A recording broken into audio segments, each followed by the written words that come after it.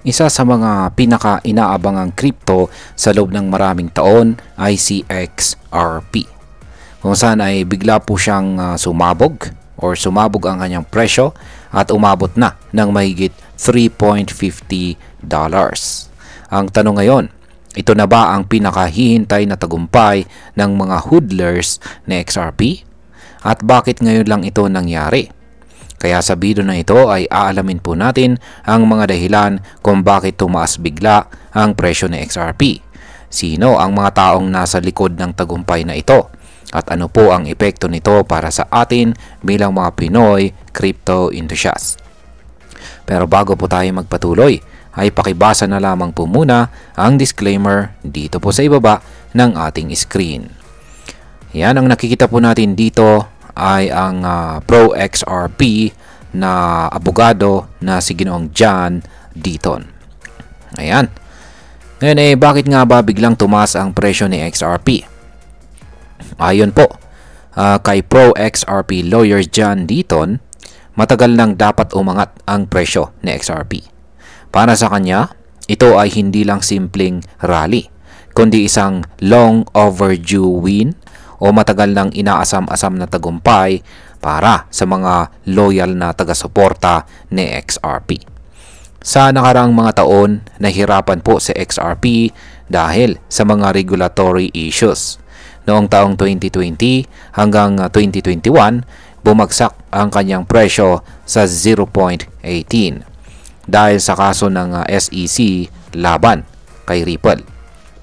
Maraming centralized exchanges tulad po ni Coinbase at Kraken ang nagtanggal kay XRP sa kanilang mga platform.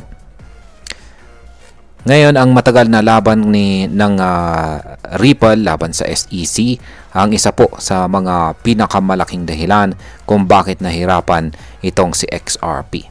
Ayon po sa SEC, isang unregistered security daw si XRP. Kaya nagkaroon ng malaking pressure sa mga investors at saka exchanges.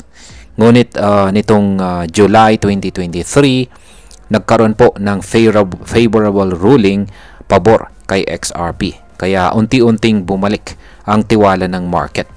Kahit na may mga appeal pa mula sa magkabilang panig, unti-unting lumambot ang regulasyon lalo na nang bumaba sa pwesto ang dating SEC chairman na si Ginoong Gary Gensler noong November 2024. Dahil dito ay nagdesisyon po ang SEC at Ripple na bawiin na lang ang kanilang mga apila. Ito po ang siyang nagbigay daan para sa mas malawak na institutional at saka retail adoption na siyang nagtulak kay XRP pataas hanggang sa presyong $3.50. Ngayon ay ano po ang reaksyon ng mga maagang XRP investors? Ayan. Siyempre, masaya ngayon ang maraming mga early investors. Isa na po dito ang kilalang analyst na si Credible. Noong taong 2019 ay bumili po siya ng 53,692 XRP sa halagang $10,000. Noon, ang presyo pa ni XRP ay nasa 0.1835 lamang.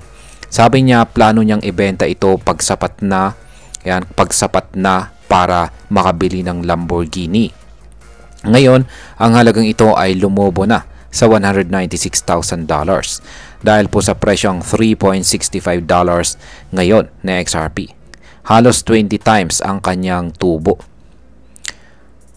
Ngayon ay may mga nagsisiba na maagang nagbenta.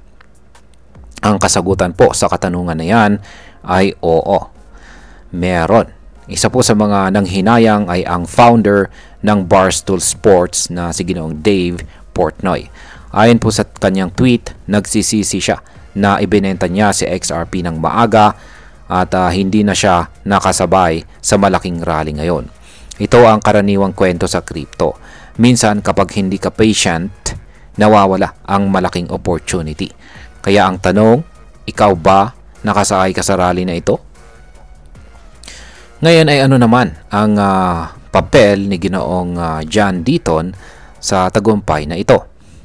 Si Ginoong John Deaton ay hindi lang basta taga-suporta ni XRP. Isa po siya sa pinakamaingay na defender ni XRP laban sa SEC. Kinatawan po niya ang halos 75,000 XRP holders sa korte para ipaglaban na hindi ito isang security. Ngayon na nakita na niya si XRP na umaangat, para sa kanya ito ay pagkilala sa mga nagtiwala mula pa noon. Isa po itong simbolo ng tagumpay laban sa sistema na pilit pumipigil sa innovation sa crypto space. Ngayon ay ano po ang posibleng kahihinatnan ng presyo ni XRP?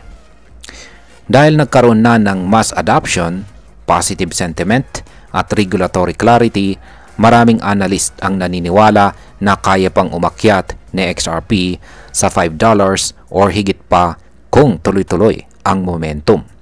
Lalo na kung makuha ni XRP ang market share sa cross-border payments at institutional finance, posibleng mas mataas pa ang kanyang maaabot. Pero syempre, may mga dapat pa rin tayong bantayan, gaya po ng overall market movement at macroeconomic factors tulad po ng interest rates, inflation at saka geopolitics.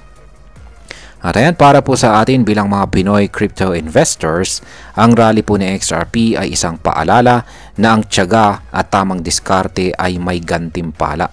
Marami po sa atin ang bumili kay XRP sa ilalim po ng $1 o mas mababa pa. Kaya kung ikaw ay matagal ng hodler, malamang ay natikman mo na rin ang tamis ng tagumpay ngayon. Bukod pa dito, ang balitang ito ay nagbibigay po ng positive sentiment sa buong crypto market. Kapag may isang malaking altcoin na tulad ni XRP na umaangat, madalas ay sinusundan ito ng iba pang altcoins. Kaya ito ay magandang senyales para sa altcoin season.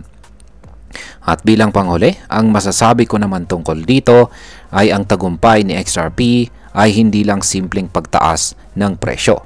Isa itong simbolo ng resilience at dedication ng community na hindi sumuko sa kabila ng matitinding pagsubok. Maraming taon din ang ginugol sa pagdidepensa kay XRP sa paghintay ng tamang oras. At ngayon, narito na siya. Para sa mga nagtiwala, saludo ako sa inyo.